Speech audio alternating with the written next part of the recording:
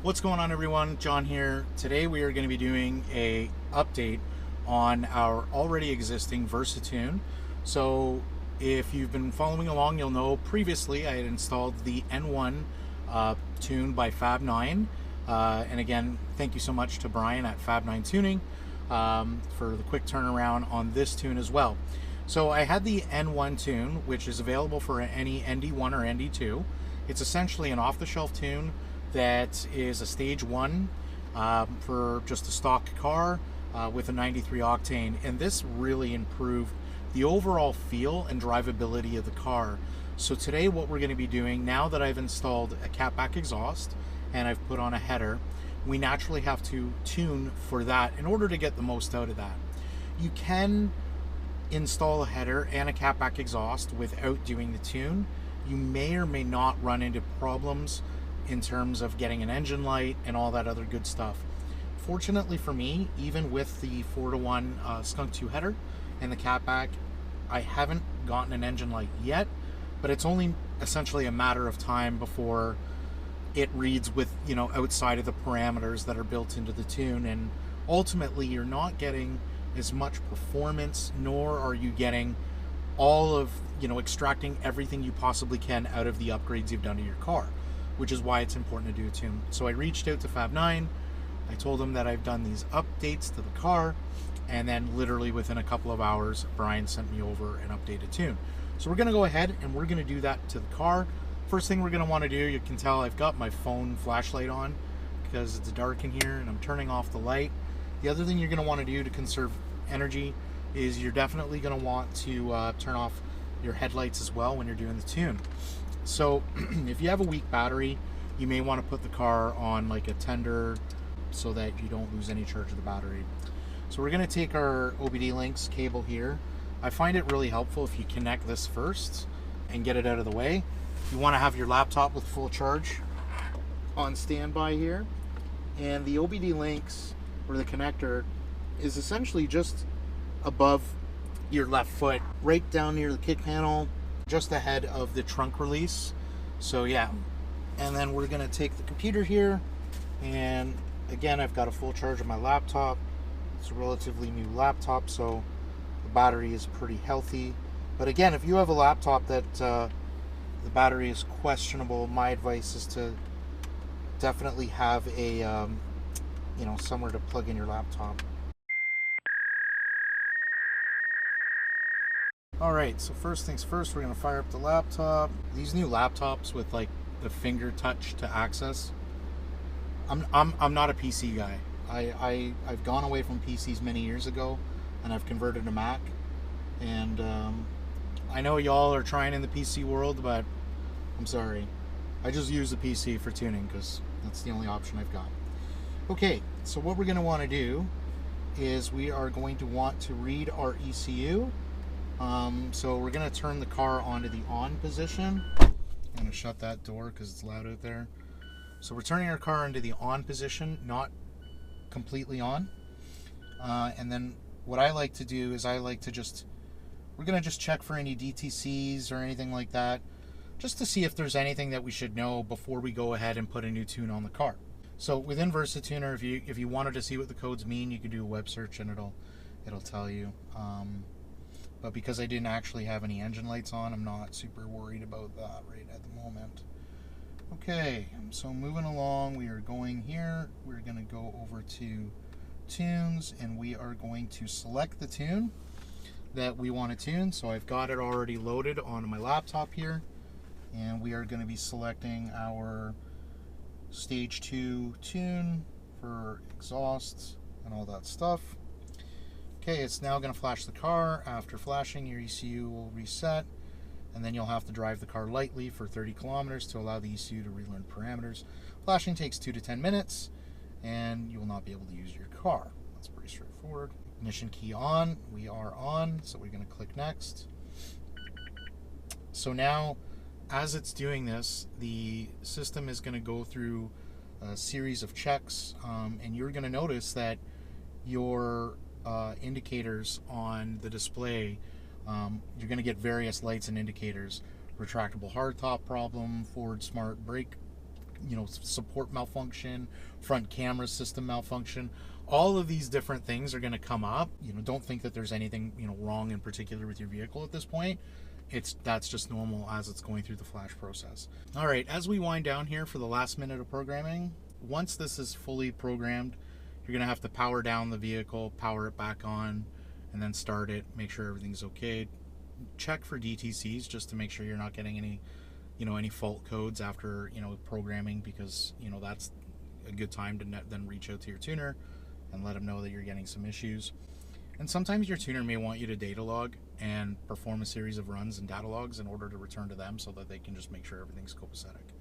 I ran into that with my previous BRZ, where I ran like a off-the-shelf tune that they provided, and we were able to actually optimize that tune. And I think by the 7th revision, we extracted everything we could, because the fuel that we use here, coincidentally in Canada, happens to be better than the fuel that was widely available to them in the US, right? Specifically in California. All right, so we are all done here, and that is completed. That is all we need to do in order to flash the car.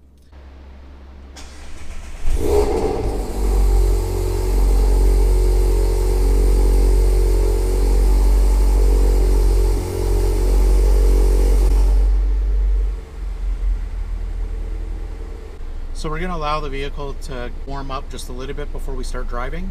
And the next thing we're going to do is we're actually going to go take it for a little quick drive. Again, they recommend that you lightly drive the vehicle for about 30 kilometers or 20 miles to just allow the vehicle to relearn. A lot of modern ECUs actually are like self-learning, especially now that we've got more modern electronics and various sensors. Modern day ECUs are much better than they used to be, and they will actually learn. Some of them will smart enough to even determine the octane level that you're running and increase timing as you run a higher octane level in your fuel. So now that we've done that, we're going to buckle up and we are going to go for a little drive and just see how, I don't expect there to be a massive difference because we literally just tuned. So what we're going to want to do now is just more or less an exploratory drive, if you will.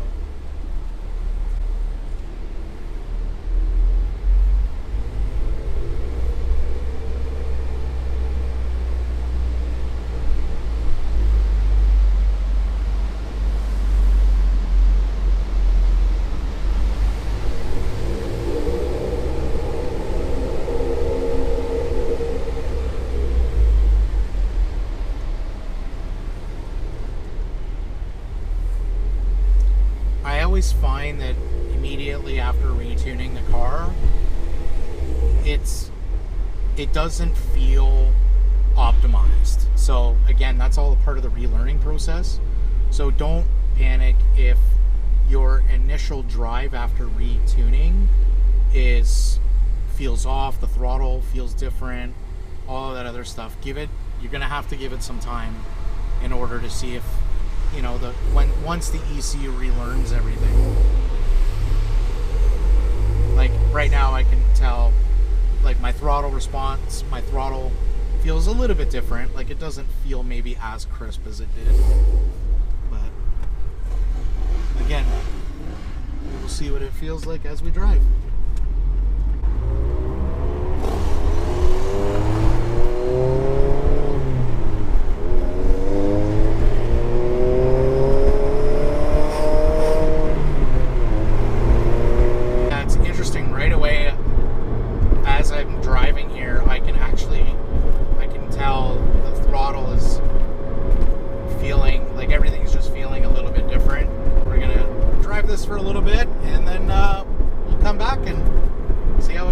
So we've gone on a pretty extensive run. I drove it in varying RPMs throughout that entire time. In the event, I was just checking on the trip computer, and I did go the 30 kilometers, and I did drive it in varying degrees. I revved it out, kind of like initially drove it very gingerly, kind of only drove it to about 4,000, 3,000 RPM, shifted, all that other good stuff, made sure that everything felt okay. There was no unusual feeling, idle, all that other good stuff. Everything was great. So after doing that, then what I had done is then I would just kind of gradually increase the RPM and make sure everything felt good. So as I did that, everything did feel okay. I did push it up to about 7,000 RPM, and you know, everything seemed to be okay, seems to pull all right. Again, the ECM is kind of learning everything again, so we're gonna turn it off, turn it back on, check for DTCs, make sure everything is clear, kind of turn off the vehicle, and then I'm gonna take it for another drive a little later as I go to the gym. But my initial impressions thus far is that, yeah, pretty good. I feel like the tune is extracting more in the mid-range than it was when I had the original ND1 tune. Again, I didn't get a warning light or an engine light with the ND1 tune after putting the header on, but it certainly felt like there was probably some, you know, something left on the table in terms of the improvements. But now that I've done the improvements, and now that the improvements have been made, and we've now reflashed it, I want to see if we're going to really extrapolate everything we can out of the improvements we've done. It's going to be difficult to do that over the next day or so, because it is sweltering hot right now here in Southern Ontario.